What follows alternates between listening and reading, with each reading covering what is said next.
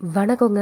Welcome to காயு Kayal vlogs. இன்றைக்கி உருளைக்கிழங்கையும் பட்டாணியும் வச்சு ரொம்பவே ஈஸி அண்ட் சிம்பிளான உருளை பட்டாணி பொரியல் எப்படி பண்ணுறதுன்னு பார்க்கலாமா? அதுக்கு ஃபஸ்ட்டு ஒரு 6 to 7 உருளைக்கிழங்க நல்லா வேக வச்சு தோலை உரிச்சிட்டு க்யூபாக கட் பண்ணி ஒரு பிளேட்டில் தனியாக எடுத்து வச்சுக்கோங்க. இப்போது ஒரு பேனில் கொஞ்சமாக எண்ணெய் ஊற்றி அதில் 1/2 ஸ்பூன் கடுகு 1/2 ஸ்பூன் சீரகம் போடுங்க.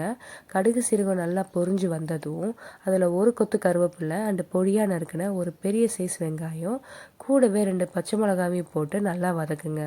வெங்காயம் கலர் நல்லா ப்ரௌன் ஆனதும் அதில் ஒரு மீடியம் சைஸ் தக்காளியை நறுக்கி போட்டு லைட்டாக வதக்கிட்டு அதில் 1 கப்பு பச்சை பட்டாணியும் சேர்த்து ஒரு மூடி போட்டு 5 நிமிஷம் பட்டாணியை வேக விடுங்க. 5 நிமிஷத்துக்கு அப்புறம் பட்டாணி நல்லா வெந்துருச்சான்னு பாருங்கள். பட்டாணி வெந்துருச்சுன்னா இப்போ மசாலா சேர்க்கலாம். இதுக்கு ஒரு 1/2 ஸ்பூன் கரம் மசாலா, உங்கள் காரத்துக்கு எப்போ குழம்பு மிளகாய்த்தூள் போட்டுக்கோங்க. நான் இதில் 1 ஸ்பூன் குழம்பு மிளகாய்த்தூள் போட்டிருக்கேன். தென் ஒரு 1/4 ஸ்பூன் மஞ்சத்தூள் போட்டு கேஸை சிம்மில் வச்சு இந்த மசாலாவெல்லாம் எண்ணெயிலே நல்லா குக் பண்ணுங்கள்.